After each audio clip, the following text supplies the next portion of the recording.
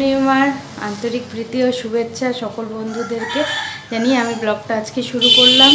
এই যে সকালে আমি আর মা স্নান করে ঠাকুরকে আবির দিলাম, পুজো করে মা আবার আমাকে পরিয়ে দিল, মাকে আমি পড়ালাম। এই তো নাকে লেগে গেছে। তা যাই হোক, ভাবছিলাম মন্দিরে যাব, তা দেখি আর হয়ে উঠলো না। এদিকে ও তাড়া দিচ্ছিল, ওই জন্য আর যেতে পারলাম না। এখন গেলে পূর্ণিমা শেষ হয়ে যাবে রেডি হতে হতে। বাড়িতে দিয়ে দিয়েছি, এটাই হবে। চলো, মুখে আবিরটা এখনো তোলা হয়নি। আমি একটু শুয়েছিলাম, আমার আজকে শরীরটা এতটাই খারাপ লাগছিল। সকালে আজকে খুব সকালে হয়েছে, কালকে সারা রাত না ঘুম হয়নি। সেই জন্য আমার সকালবেলা যে ও একটু পনির এনেছে, তো মাকে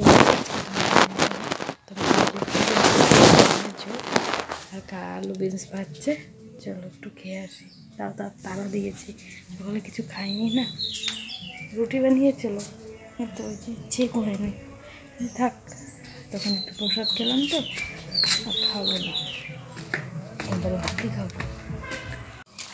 বিকেলবেলা এখন ঘর বারান্দা যা দিলাম, তখন খাওয়া দাওয়া শুট করিনি, ভাল লাগছিল না শরীরটা।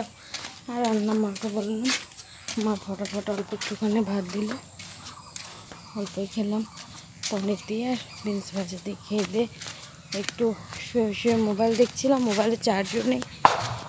এই যে বিকেল হয়ে গেল, ঘর বারান্দা ঝাঁপ দিয়ে, এই যে আমি ভাবলাম তোমাদের সাথে আর একটু শেয়ার করি। আজকে তো আর তেমন সব কিছুই করতে পারছি না। দেখি, ভাবছি এখন একটু হাত মুখ টুক ধুয়ে একটু বেরোই। এই যে ওদিকে প্রোগ্রাম আছে, যাই, চলো যদি দেখতে পারি তাহলে তোমাদের সাথে অবশ্যই শেয়ার করবো। চলো মোবাইলটাকে চার্জে দিই। 2000 years later.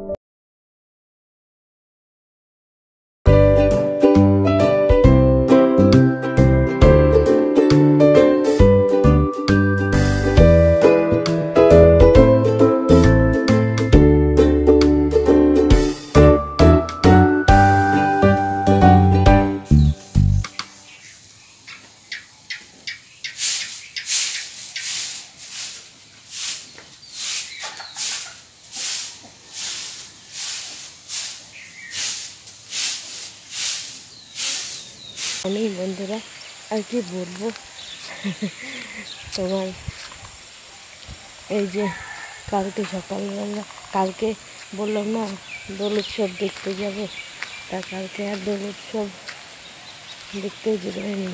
তোমাদের সাথে কথা বলার পর ঘরে এসে হাত মুখ টুক ধুলাম, রেডি হবো, তারপর চা বানালাম, খেয়ে দিয়ে যাবো। শরীরটা তারপরে খুব খারাপ লাগছিলো, ওই জন্য আর যাইনি। তারপরে যে দিদিও ফোন করেনি, যে দেখো ফোন করে, আর পরে অনেক রাতে ফোন করে দিয়ে আসছো কি না, বা আমি একটা জায়গায় এসেছি ওখান থেকে দেখা করে থাক, তাহলে আমি আর যেতে পারবো না, যাইনি। চলো, কালকে আমি শরীর খারাপের জন্য ব্লগটাও শেষ করতে পারিনি, এখন ব্লগটা শেষ করে দিচ্ছি। বাড়িতেই ছিলাম, দিন সকালবেলা ঠাকুরকে দিলাম, এই তো। চলো তাহলে টাটা, বাই বাই। নতুন একটা ব্লগ নিয়ে আসবো আবার, ভালো থেকো।